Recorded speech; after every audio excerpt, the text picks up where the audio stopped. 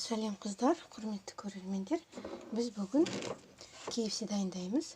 Бұл тауықтың грудкасы, кеудесі. Осыны алдымен мариновать етіп аламыз. Осылай бөлшектеп алып, чеснок, соевый соус, крахмал кішкене соны салып мариновать етіп аламыз. Сосын кейін оны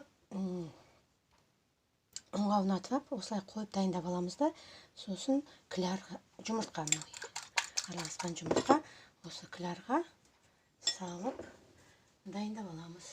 Қазір мені осылай дайындаймыз.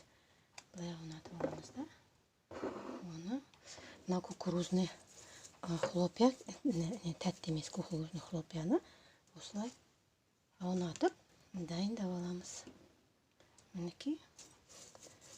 Осылай дайындап аламыз. Осылай қойып аламыз да, сосын кейін оны майға қуырамыз.